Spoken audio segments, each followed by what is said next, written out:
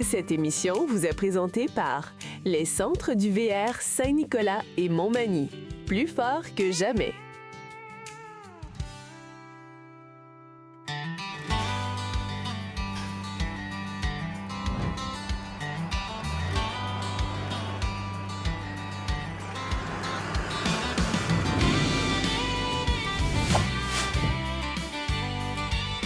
Petite balade dans la cour où il y a un immense inventaire chez VR Maguire en compagnie de Kevin. Comment ça va? Bonjour, M. Pajot, ça va bien?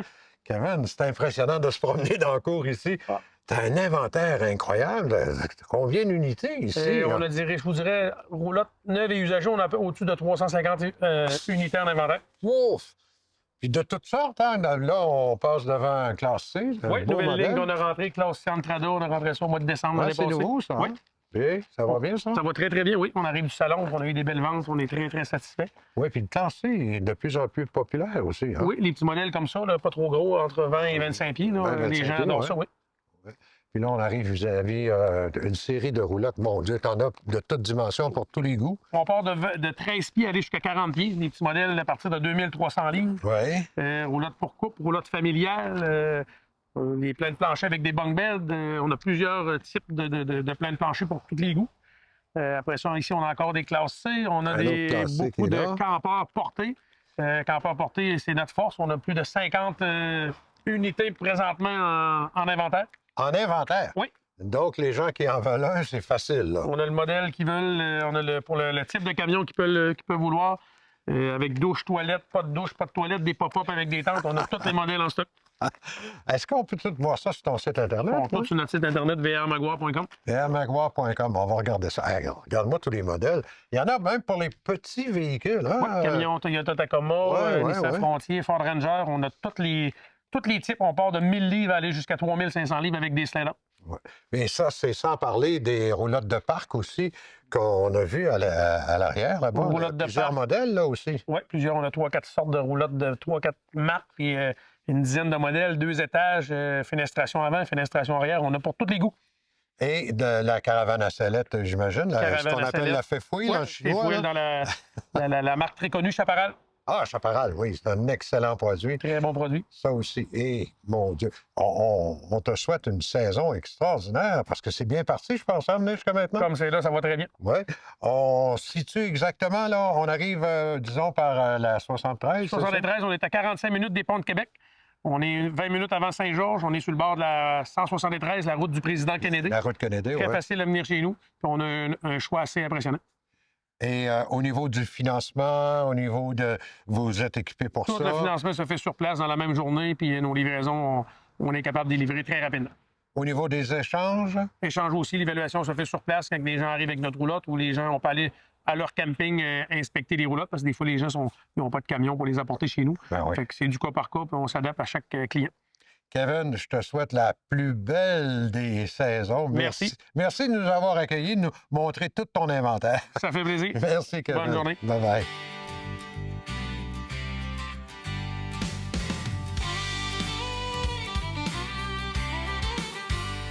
Vous êtes procuré une caravane à sellette. Vous avez votre véhicule, VUS généralement, pour tirer cette caravane-là. Mais ça vous prend une installation par des professionnels pour pouvoir atteler, si on veut, là. Tirer la roulotte. Tirer la roulotte. Exactement. Donc, l'installation est drôlement importante, là. Oui, surtout dans le cas d'une caravane à sellette, parce qu'en réalité, on est piné dans la boîte du camion. Ouais. Donc, l'attache, les rails qu'on appelle, il faut que ça soit boulonné après le frame, après le châssis du camion. Mais pas n'importe où. Non, exactement. Le plus important, c'est le positionnement, parce que ça va faire toute la différence. Parce que si on n'installe pas l'attache à la bonne place dans la boîte du camion, on va débalancer le camion. Il faut que ça soit positionné sur l'essieu et même idéalement un petit peu en avant de l'essieu, dépendant, parce qu'il y a des boîtes courtes, il y a des boîtes longues. Oui. Donc, c'était ma prochaine question. Peu importe la boîte que j'ai, la courte ou la longue, tu peux m'installer? Oui, ça, c'est pas un problème. On a des contraintes, Jean-Marc, avec le positionnement de l'attache dans les boîtes de 5 pieds et demi. Parce que la boîte est courte. Parce qu'il y a des boîtes de 5 pieds et demi, 6 pieds et demi, 8 pieds. Fait que 8 pieds, on n'a aucun problème de positionnement. 6 pieds et demi non plus. On a tous les modèles pour ça parce qu'il y a des attaches fixes, il y a des attaches coulissantes. Oui, effectivement, OK? j'ai vu ça. Les attaches coulissantes, eux, on va les installer dans les boîtes plus courtes. Puis les personnes qui veulent vraiment avoir un rayon de braquage plus prononcé. OK? Ah oui. Parce que si on y va avec une fixe dans une boîte courte, bien, vous allez être capable de remorquer quand même. C'est juste qu'il faut se reprendre plus souvent quand on vient pour la stationner. OK? Tandis que si on prend une attache coulissante, bien là, on va pouvoir reculer l'attache pour faire nos manœuvres. Pas pour aller sur la route, pour faire les Pour manœuvres. faire les manœuvres. On recule l'attache. Donc là, on vient gagner un 6-8 pouces de dégagement.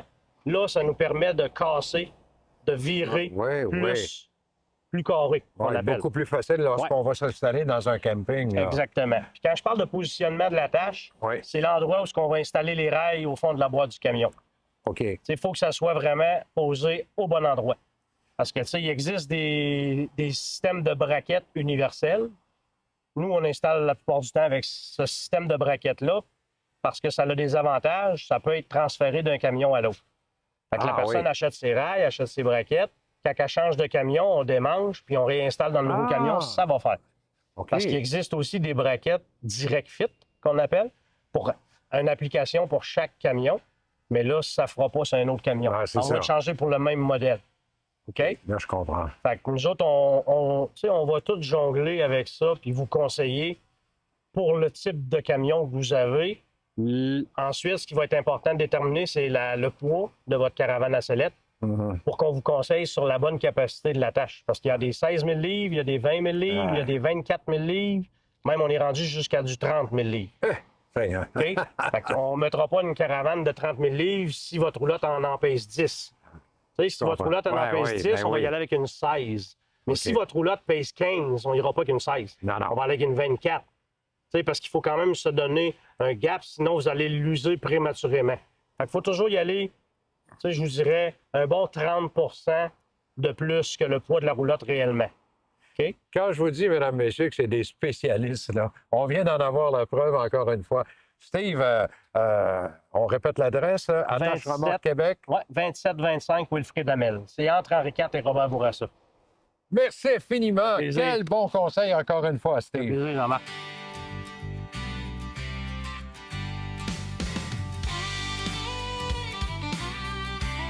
Pour moi, c'est toujours un grand plaisir de me rendre sur le boulevard Hamel à l'ancienne Lorette, chez Boudreau VR, rencontrer mon ami Marco. Comment ça va, Jean-Marc? Ça va super. Good. Et j'ai l'impression que ça va bien toi aussi, suivre l'inventaire que tu as, puis Ouais, ça va quand roule, même. hein? Ça roule vite, ça va très bien. L'année est bien partie. Les ventes sont en avance versus la pareille date l'année passée.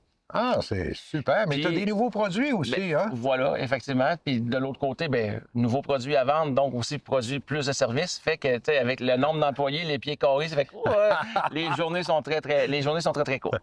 Je vois derrière nous Adlar. Oui. Ça, c'est Soaring Eagle, hein? C'est un Soaring Eagle. Dans le fond, le Adler, c'est l'entrée de gamme dans le Soaring Eagle. Quand je dis entrée de gamme, je ne parle pas en niveau de qualité, c'est en niveau format et poids. Vois-tu, comme celui-là, là, c'est un 6.0, tu as le 5.0 aussi. Un 5.0, tu pourrais mettre ça dans un Maverick, un Jeep Gladiateur. C'est des caravanes qui vont peser 1000 livres avec panneaux solaires, lit nord-sud, réfrigérateur. En fait, c'est très, très, très complet, mais pour un poids qui est, je vous dirais, réellement inférieur, mettons, à un produit nord-américain standard. Puis c'est petit, tu sais, donc ça peut aller dans à peu près n'importe quel véhicule. Dans n'importe quelle caravane. En fait, là, ce qu'il faut regarder, c'est la distance entre les fossettes et la hauteur de dégagement avec la toiture. Mais il y a des modèles qui sont également plus spécifiques. Exemple, tu aurais un Honda Ridgeline, bien, je pourrais pas, mettons, mettre un Aquila, mais je peux mettre un Adler, un 5.0 ou un 6 en forçant ces choses-là. Ce qui veut dire que tu as plusieurs modèles de Adler. Bien, en fait, oui, le Adler, là, présentement, j'en ai 5 en main. Après ça, j'ai des modèles un petit peu plus gros, toujours dans le nouveau Soaring Eagle. J'ai le Aquila, j'ai le 6.5. Puis ça, j'ai aussi, on a un Harry qui est un 8.0, là, qui va aller, mettons, dans une caravane de plus de 2500 caravanes à caisse longue. Là, OK, qui ouais. va,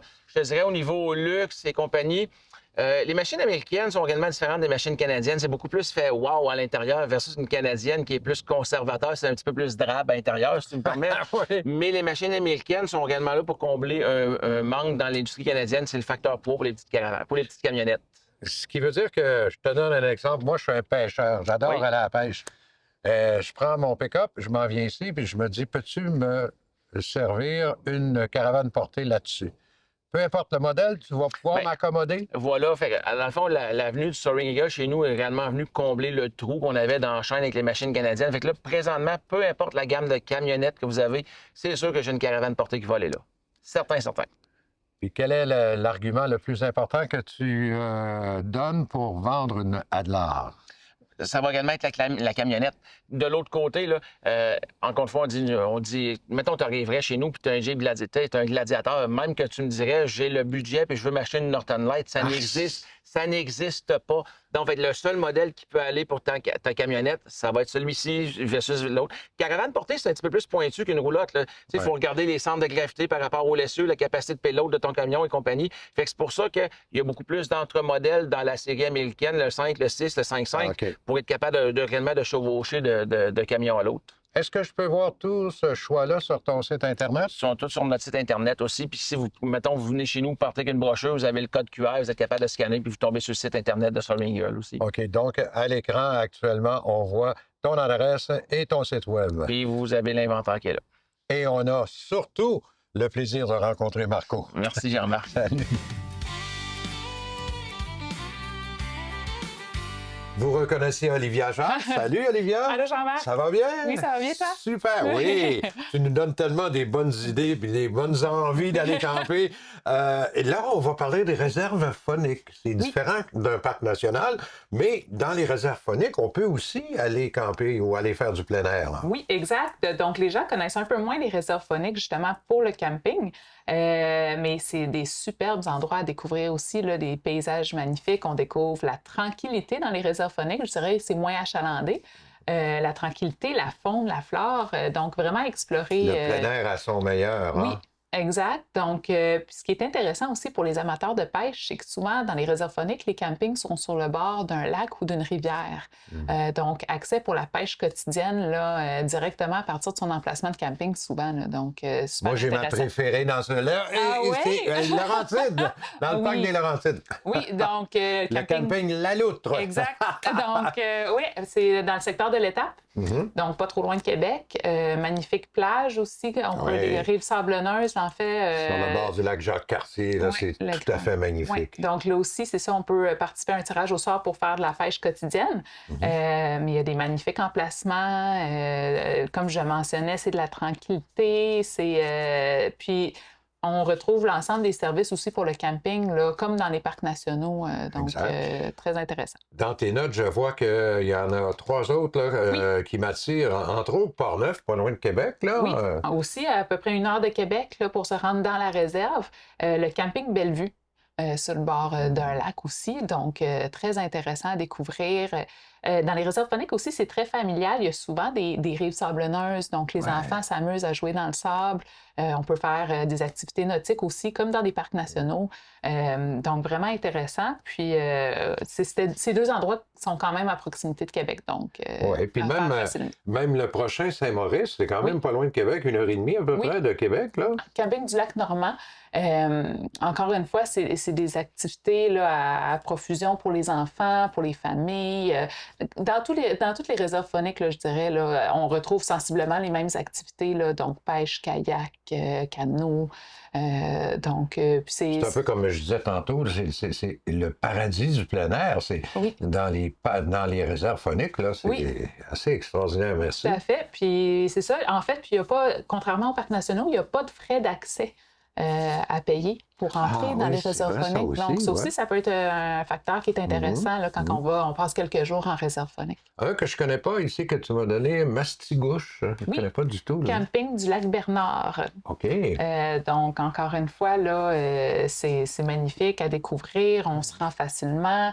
Il y a toutes les activités et les emplacements de camping. Puis, comme je le mentionnais, les emplacements sont espacés. On se retrouve vraiment en nature. Là. On ne se sent pas à proximité de ses voisins. Donc, ça, c'est un point, un bon point pour la CEPAC dans l'ensemble de l'organisation. Comment on fait pour aller vérifier ça, là, est-ce qu'on veut aller? Pour les réserves phoniques, on peut aller directement sur le site web de la CEPAC, cepac.com. On va dans la section réserve phonique. On choisit la réserve réserve qu'on souhaite visiter. Et ensuite, il y a une catégorie qui s'appelle hébergement. Donc, on voit ce qui est disponible. Des terrains de camping, les prêts à camper. Ça peut être des chalets aussi si jamais on est intéressé. Donc, il y a vraiment de tout qui est disponible. Là, juste à visiter le site web.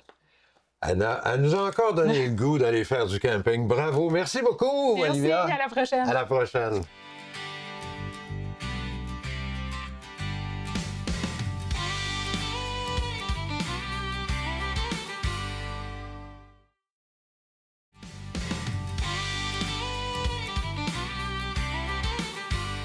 Cette chronique est produite par la Fédération québécoise de camping et de caravaning.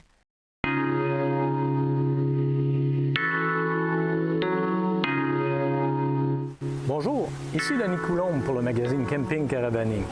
Aujourd'hui, je vous présente une autocaravane de la compagnie U-Wagon. C'est le modèle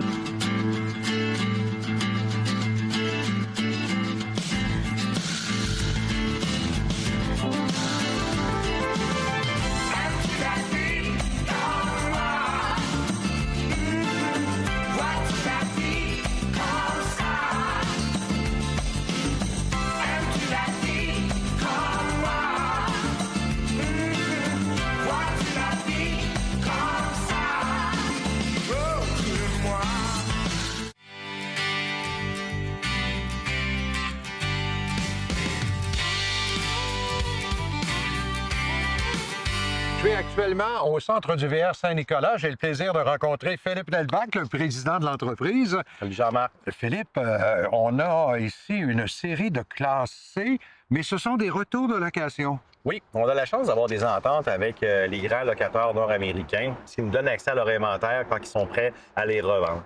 C'est des véhicules qui ont entre 2 et 3 ans. Ils ont plus de kilométrage qu'un particulier normal, mais c'est des véhicules qui sont inspectés puis qui peuvent être garantis. Ils sont inspectés par la SAC. C'est important de le mentionner. C'est des inspections hyper rigoureuses, OK? Puis les locataires, ils peuvent pas avoir le loisir d'avoir des véhicules qui sont en panne ou qui auraient des défauts. Ouais. Ils sont souvent construits avec des spécifications plus imposantes, plus difficiles que les véhicules normaux. Exemple, je pense aux capucines, je pense aux toits en fibre de verre, aux auvents, aux marchepieds qu'ils vont mettre. C'est des véhicules là, qui sont costauds. Et au niveau des prix, par exemple, à partir du prix initial d'un classe C, on va dans quelle braquette, là? Écoute, tu as des rabais entre 30 et 50 par rapport au prix initial. Ça dépend du kilométrage, puis ça dépend de l'année que les véhicules vont avoir. Puis ça dépend du type de véhicule, parce que des retours de location, on a du B. Puis du B, on a du 20 pieds, on a du 22 pieds, on a des châssis ProMaster, on a des châssis Transit, on a des B avec des tentes sur le toit. On a des B+, on a des C de 20 pieds jusqu'à 30 pieds. Puis on a même des A. Généralement, les A, on est autour de 30 pieds à peu près. Puis ces véhicules-là peuvent être garantis jusqu'à 6 ans ou 120 000 km de plus sur la majorité de l'inventaire. Sinon, on a des garanties qui vont de 3 ans à 6 ans, grosso modo. Là. Est-ce qu'on peut voir ça, avoir un peu plus de détails sur ton site Internet? Est-ce qu'ils sont là? Ils sont tous sur le site Internet. Ah, ça, c'est génial. Ou nous contacter, ou nous envoyer un petit email, on leur dit c'est lesquels véhicules, ils sont visibles, ils sont tous dans la course, sont en inventaire, puis on peut même les essayer. Philippe Delbach, merci beaucoup et bonne saison. Bonne saison. À nouveau chez VR Custom, Steve Ross. Bonne semaine. Monsieur Ross, on ne sait jamais ce qui va m'arriver quand je rencontre Steve Ross. Là. Je file pas aujourd'hui. Ah bon, ben, tiens-toi tranquille aussi, là, ça va être parfait, ça. Parle-moi de ta chambre de peinture. Vous n'avez pas fait votre barbe? Non. Ah, ça y est, il est parti. Lucie est partie en vacances, hein? Lucie est en vacances, ça, ce soir, là, ça paraît. Comment ça va? Ça va bien. Yes. Ça va bien. Je suis en feu. Je suis impressionné de ta chambre de peinture. Oui, c'est immense, hein? J'allais dire un couloir de peinture. C'est une vraie. 55 pieds. Les plus gros VR, c'est 45. Oui, 45 pieds. Puis j'ai mis 55 pieds. J'ai fait vraiment, c'est moi qui l'ai dessiné, j'ai fait vraiment ce que je voulais, éclairer tout, là. En plus que j'ai mis vraiment le Air Makeup.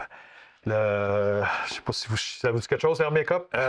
Je sais pas, mais ça doit chauffer l'air, c'est ça? Ça chauffe l'air. OK. Puis il y a 1,5 million de BTU. Oui, c'est ça. Ça, c'est des choses que quand j'ai construit la chambre à peinture, que j'ai fait des petites modifications pour être upgrade vraiment en avance sur la compétition, pour donner un résultat de la peinture. Le Air Makeup, lui, il donne la chaleur. à l'intérieur.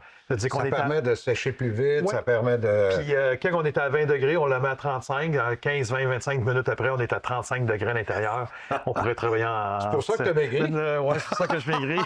On pourrait travailler en costume de bain. Vous, non, pas vous, là, en costume de bain. On verrait toute la bédaine, là. Mais on pourrait travailler... aux enfants, quand même, là. Mais on pourrait travailler en costume de bain après 30 minutes, c'est épouvantable. Mais ça fait qu'avec la chaleur, on n'a pas de pluie d'orange. OK. On le sauve en temps. Énormément en temps de séchage, puis on peut charger. Quand c'est chaud, on peut charger, puis quand tu charges, il n'y a pas de pluie d'orange pour rien, puis ça vient plus de brillant. Puis tu n'as pas de coulisses, beaucoup moins de coulisses, ça, parce que le peintre, c'est tout le temps la coulisse qui est ça, mais avec la chaleur, tu règles beaucoup de problèmes. Puis après, quand on a fini de peinturer, 20 minutes, une demi-heure, on détape. On retape mettons, une autre couleur. Puis là, ou sinon, on fait le clear. On peut clearer après une demi-heure, une heure. Bon, là, c'est ça, on sauve énormément. C'est ça. Avoir de la main-d'œuvre, là, beaucoup plus de main-d'œuvre que j'ai là, je pourrais. C'est le problème actuellement dans le marché. Hein? Trouver des bons carrossiers, là, ça n'a pas été évident. Hein? C'est des hommes à tout faire. On n'est pas obligé d'avoir un carrossier, mais c'est des hommes à tout faire. C'est spécifique. Là, comme ce véhicule-là, le client a tombé sur son câble, mais c'est du fibre de verre. Il faut être capable, il faut être polyvalent. Il faut faire du fibre de verre. On voit le jeune en arrière là, qui est en train de réparer. Ça, la relève. La relève est là. Il est gêné, là, parce que c'est un gros véhicule, ça. Oui. Ah. Ça, c'est 40 pieds, 37 pieds. Wow. Comment il s'appelle ton... Hugo. Dis bonjour aux gens. C'est la relève. Il était trop, il est gêné, là. Ah ouais, travaille, là.